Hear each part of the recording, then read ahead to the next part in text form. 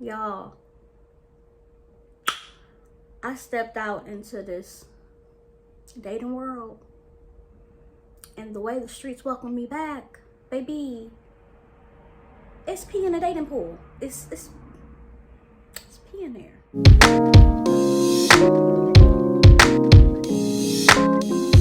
What's up, beautiful people? I am Rain of SuccessfullySingle.online. I am your Successfully Single coach, for all my people pleasers and things of that nature, assisting you in finding your voice and creating more happiness in your life. So before I get into anything, let me start off by saying two things. One, these lashes not twinning like I needed them to twin.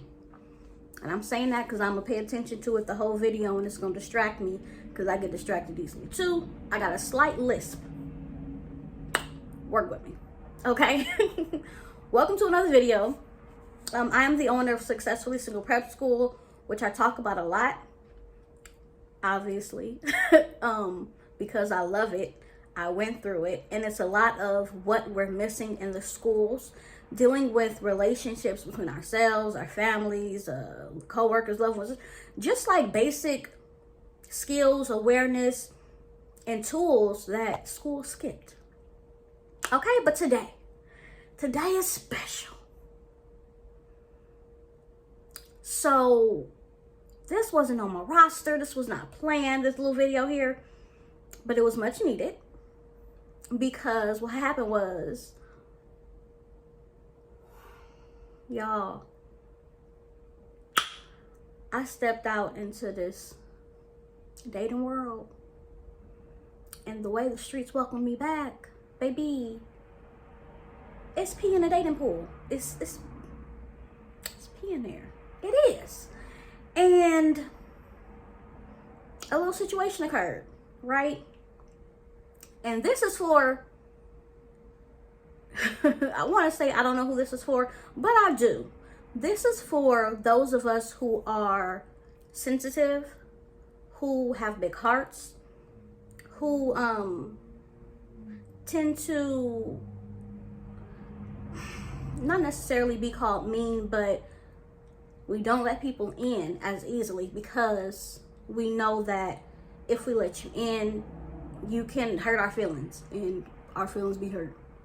Okay, don't get me wrong. I'm a whole thug in these streets. Okay, I'm a gangster. I am sensitive as heck and emotional when I want to be. Not when I want to be, because I don't be wanting to be emotional, but still, it's there, right? Duality, baby. I'm both of them things. So if you are a hopeful romantic, if you move really fast in relationships, it's really easy for you to fall for somebody. You fall for what someone's saying a lot. You, like I said, you have a big heart. Yeah, I was gonna say again, like you want what someone's telling you to be true, but that's that hopeful romantic, you know that you the ish, like, so when someone tells you all this good stuff, you like, duh. Duh. Okay, this is for you. This little thing happened, and I said, you know what, what did I learn from this? And as soon as I figure out what I learned, I'm gonna share it, because don't do it. Don't hurt your little feelings. Like I got my little feelings hurt. Don't do it, sis. Okay. So I have 5 tips, or 5 things I learned. I should say. I'm shaking the table. I have 5 things I learned from getting back into this dating scene. Ooh, the streets really welcomed me back real ghetto-like, 2 stars. 2 because it was cute. It was, it was cute.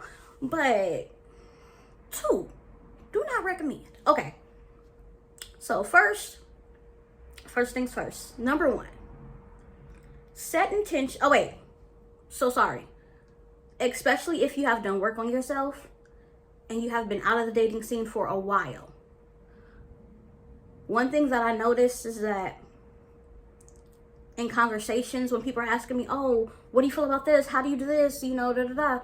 I don't always have an answer because it's been so long since I've dated. I'm an entirely different person. So if you've been out of the game for a while, this may help you, okay? Number 1, set intentions and stick to them. Be intentional. Set intentions for what exactly you're trying to do, you want to do, how you want to play it, and stick to them. What happened was, right, I can't stand online dating, but I don't do anything or go anywhere. Yes, pandemic is still here. We still pandemicking. Additionally, I'm a mother. Additionally, it's a few things happening right now in my life to where I'm not doing too much. And even previous to that, especially during this pandemic, baby, I'm in a house, working home. I don't even have coworkers like that for me to, you know, build relationships or things like that with. So, set intentions and stick to them. My intention was not to actually meet someone like that. I want male friends. How do you get male friends at 30? In your 30s? If you know, let me know. Like friends, like for real friends. Like not the ones that just want to smash or, you know, I'm not friend. Anyway, I go online on little dating thing, little situation, right? I put in the profile, just chatting and friendship. No one cares. Anyway, my intention was to take a peek, see what's out there, because before, like, if I'm asked to go out, I'm like, oh my God, I can't, I have this, I have that, when am I going to have time? Oh my God, I don't even have time for a man. I barely have time for myself. I'm building this business and I'm doing this and I have these kids, and it's like, oh, you're not ready, right? So my intention was to just see what was, you know, out there. Read some profiles. I really love like learning about people and their desires and things like that on the profiles. It's fun to me. That's probably real weird or corny, but and take my time. Yeah. So that didn't happen like that. I met a gentleman. He seemed amazing, and I went with it. I'm like, okay, right? And then when it went left, it went left. So, but if I had stuck to my guns and been more mindful, because I spoke on it, but I still just like changed my mind, like let it go by the wayside. And, you know, I kept saying, I don't go with the flow. Guess who was flowing and going? Okay? That ain't, you know, and you go through these experiences for reasons. So more than likely, it may not be easy or you may not be used to it, but you know why you need to do things how you need to do them, right? So set your intention. If you want to date multiple men and try that, do that. Let that person know what's up and stick to that. If you want, and I'm not saying stick to that as if, you know, someone comes along that's great and you like, oh, nope, can't do it. I'm doing this and doing that to your detriment. But just don't feel pressured to make any decisions or go against what you know is best for you and, you know, what you've witnessed or experienced in the past that taught you different. And just what you set out to do. At least that's what I learned, okay? Next thing that these lovely streets, these dating streets taught me. What to say? Try to make sure you're healed or at least know your triggers. I say try to make sure you're healed because healing, that process does not have like a time stamp or an estimated time on it. It can be weeks, months, years, you know, no one knows. So it's not as if you have to heal each and every part of you and everything in your life before you step on in this dating scene. It's always great to work on yourself. But if you can, you know, if you can be healed to a place to where things pop up and you have proper tools to work through and to, you know, great. And if not, at least know your triggers. And through this process, if you haven't dated in a while, and learned things about yourself, you may not know certain things trigger you. But now, because you know what triggers are, because you are honest with yourself and you feel yourself feeling these different emotions, you figure it out. I found out that, you know, inconsistencies trigger me. Things that are uncommon trigger me. You know, case in point, if I'm talking to you and we're on FaceTime and you're like, all right, I'm gonna, you know, talk to you later. And you said that multiple times and we still chatting because you keep not getting off the phone. And then I hear a woman's voice. And then you're like, all right, bye. Trigger. Who's that? And it's not even hearing a woman's voice. It's the fact that you ain't saying nothing. Which is odd to me because usually if I'm on a phone and someone I know is surprisingly here and talking to me, you know, it'll be like, oh, hey, or da-da-da, or let me go talk to them, or it'll be some mention, usually. Not saying that's in every case, not any of that, but that was just an example. I'm not saying it happened to me, but I'm just saying, yeah, I did say it happened to me. So I communicated that. Like, you know, that kind of gave me pause. That was odd to me. And one thing about me, I'm gonna talk.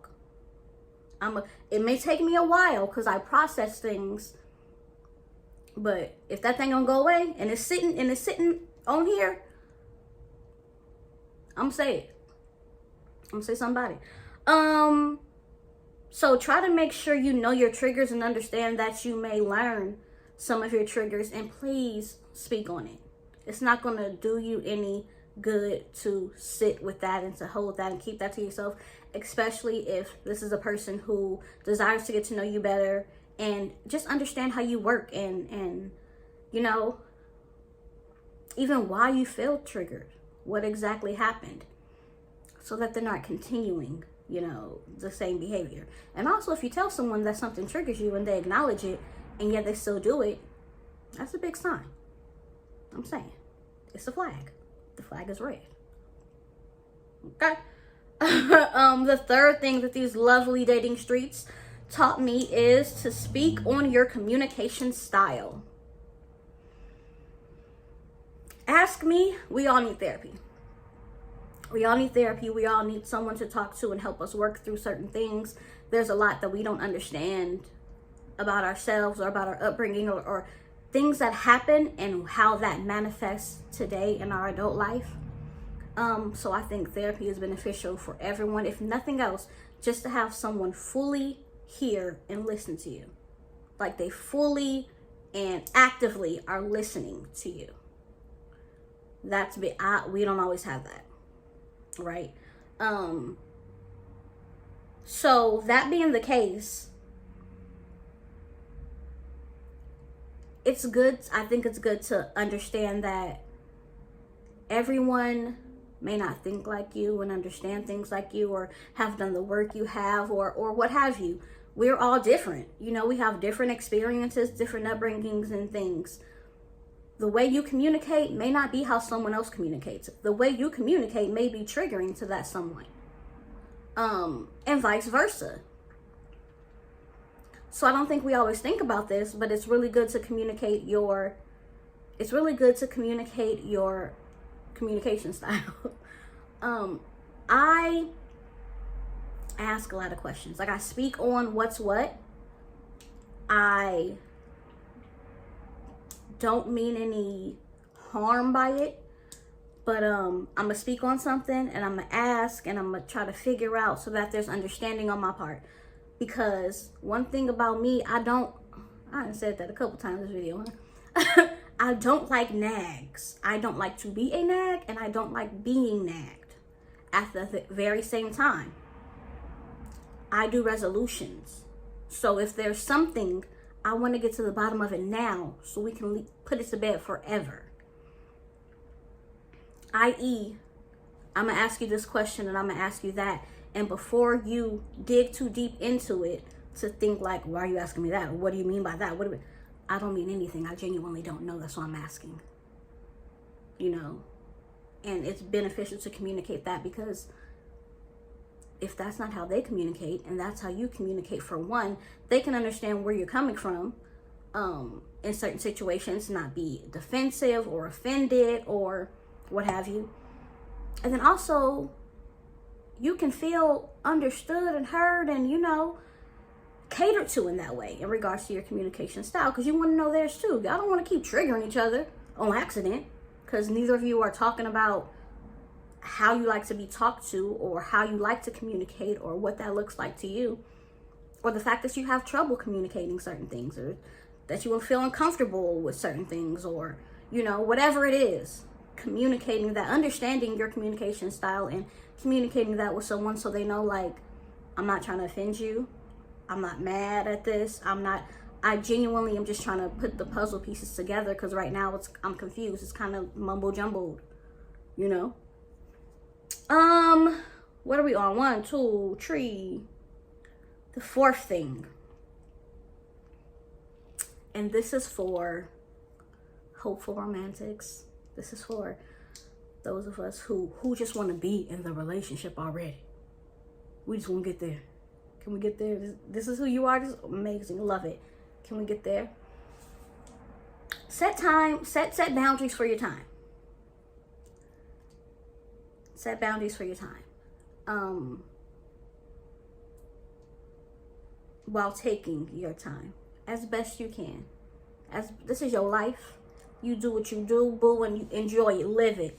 Carpe diem, okay? All of that. Just sharing what I've learned for me. This may not even be for you. Set boundaries with my time, because for one, I get used to things fairly easily. If you are giving me all your time and I am sharing a lot of my time or what I have available with you, I'm gonna get used to that.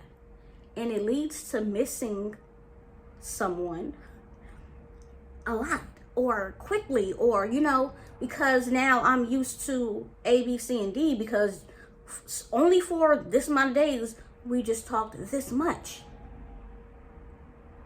And now, you know, life is happening and you have to do this and I have to do that and this and this and that. And I say this because there's nothing wrong with missing somebody. Sometimes I think, though, when we're in that spot, we romanticize a lot of things, and it can make seeing red flags harder. Or it can just make you have unrealistic expectations.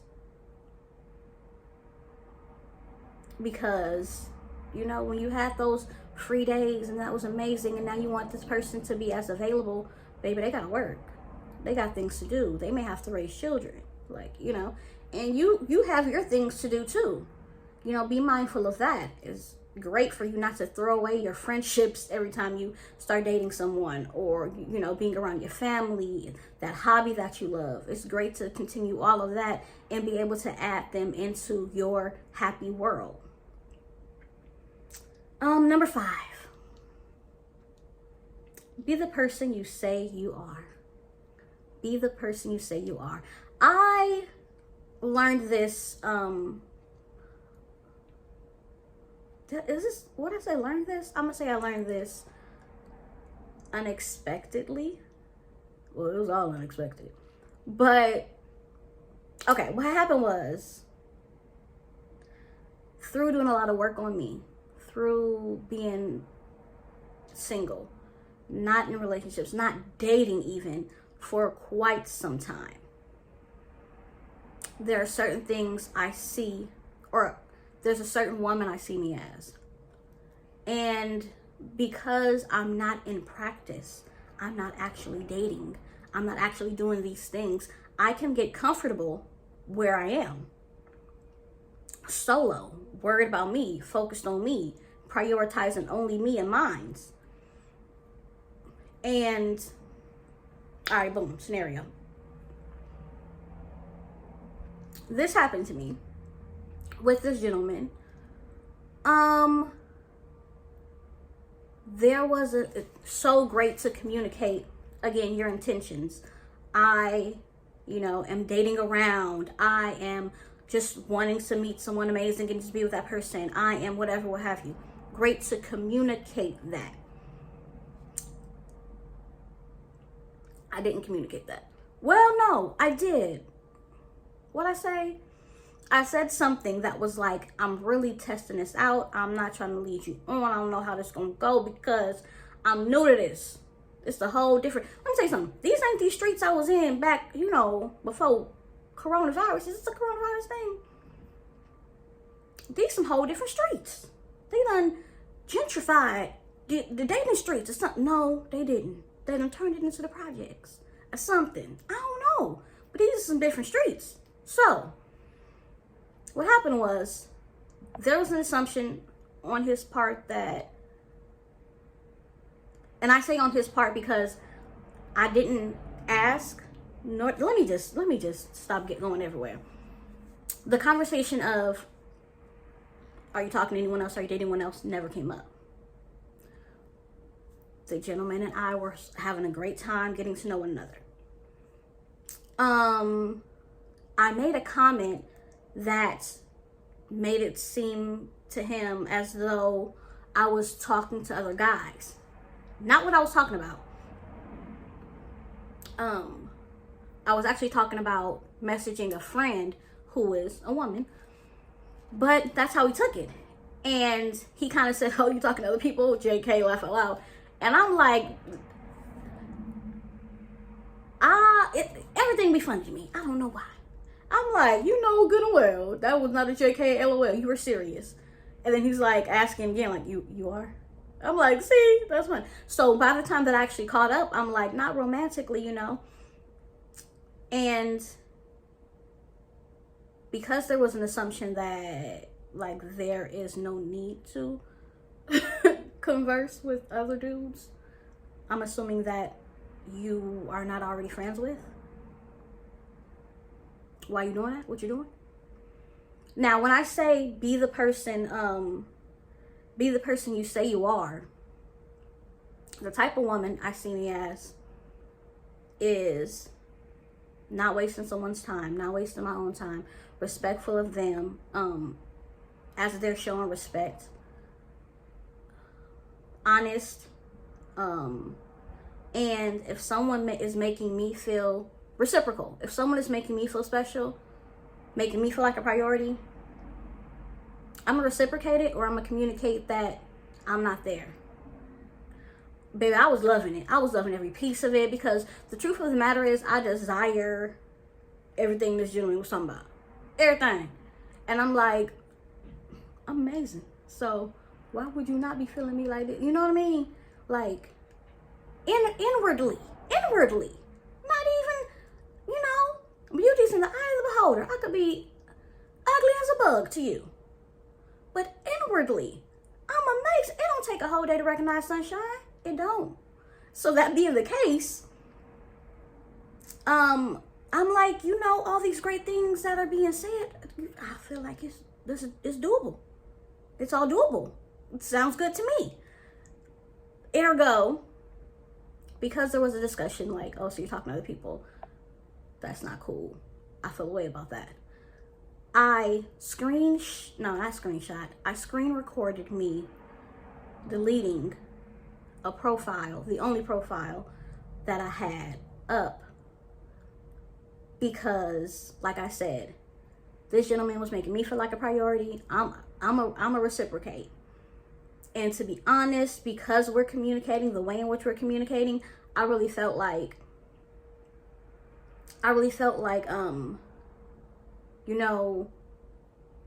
whether this goes well or goes bad, even these lessons that I've learned is worth ending this non-romantic communication with guys that probably don't even really want to be my friend for real. Because I want friends, but you know, I don't always go like that. So yeah, I mean, it was easy choice. I want to say, if I had an issue with that, then obviously that definitely wouldn't have been the person for me anyway. If I felt like, no, I want to meet people on here and just be cool with guys, and I want that, and you know, no, I don't know them, but I'm getting to know them, and you know, no, I don't know if they really like me or just want to be my friend, but I'm figuring it out. If I felt that way and conveyed that and he was not cool with it, I don't know who would be, then, you know, I would have just had to end that, because, you know, I'm going to have male friends. I'm going to have my friends, boo-boo. Okay. But that wasn't the case. And the woman that I see myself as is a reciprocal woman. Even though I haven't had someone in my life to reciprocate these kinds of things with, and it was initially easier for me to be like, I mean, we didn't talk about it, so we could talk about it and, you know, go from there, I already knew his desires. We don't have to go through the motions, but really it ain't even deep like that. I turned it off. I deleted it. I'm not tripping. Now I gotta wait some days to put it back up, because things done went left, but you know, it was fun while it lasted. Okay, and I have a bonus one. I have a bonus that this beautiful dating world has taught me, and it is know your worth and accept nothing less. Know your worth and accept nothing less. Know your worth and accept nothing less. The way in which I feel this whole scenario taught me that is, like I said, every good thing, great thing this gentleman said, I desire. And you cannot tell me I don't deserve. And, you know, sometimes I feel like I did this whole video on manipulation. It pisses me off. I'm so big on it. But a lot of, there are guys out there who know what women want. Not in general women, because we want different things, but they know what to say. And because you know what to say, that means you know what to do. Because what we want is for you to be that person you said you are. Right? And listening to how this man spoke, how he spoke of me, you know, it went left, but he was never disrespectful. So it just ain't work out. But in listening to how he spoke about me, and listening to his desires, and listening to what he wanted to build with us, I don't want nothing less than that. Now, the way in which it went left taught me something too. I definitely want someone who is patient with me and holds me in high regard at all times. And by that I mean a little bit more than the benefit of the doubt. It's like, that don't sound like you. Instead of me assuming this, I'm gonna ask you this, because first of all, that ain't who I want you to be, because that ain't who I want to be with. Second of all, that ain't in your character as far as I know, you know. And third of all, it's not who I want you to be. So I'm going to ask you this. We're going to communicate about this, and we're going to speak on it, because, you know, it's looking like we can build something. Let's not let the unhealed parts of us create a tiff or something that's going to end something that we seem really compatible and able to create. You know what I'm saying? That is the partner I desire. Being patient with me, understanding my communication style, holding me accountable to being who I said I was going to be, because it's been so long that I haven't dated that I understand that there may be times where I need to check myself and, you know, reevaluate. and communicate that either I can't reciprocate what's being given, so slow down a little bit, like I don't want you to feel unappreciated, or let me pick it up and begin to reciprocate this, because that's what I say I am. You know what I mean? So all in all, this was the best experience of the ones that I was looking into or started, or, you know, the P that was in the pool wasn't even him. It wasn't the gentleman that I, you know, began getting to know. The P in the pool was a lot of other people that didn't get that far. But y'all, there was a lot of them. And the great thing about this is that, first of all, let me say, my little feelings was hurt. My little feelings was hurt. But the great thing about this is that I'm able to look at myself now, look at my scenarios and situations, and take away lessons that I can use going forward.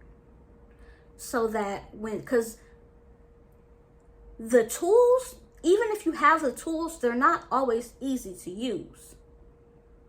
It's going to take work. It's going to take dedication. It's going to take discipline. It's going to take willpower. It's going to take patience. It's going to take giving yourself grace. It's going to take all of being successfully single. Sometimes, you know, to implement these tools. Why my hand looks so big? Sorry. To implement these tools as you heal and grow and begin to be on that successfully single journey to self-mastery, really understanding how to go with the ebb and flow of life. That being said, good luck out there. Good luck out there, sincerely, in these dating streets. If you're just jumping back into it, whether you've been in it and just don't have any luck, I pray that y'all become more, if you're not intentional, that you become more intentional. And whatever blocks there are, whatever limiting beliefs there are, I pray that you recognize them so you can get them out your way.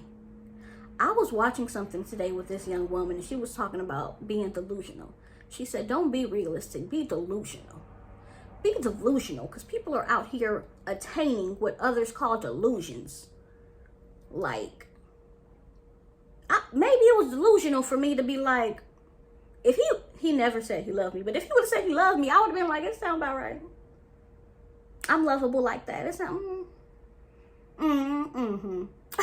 it sounds about right. You can love me. That's, yeah.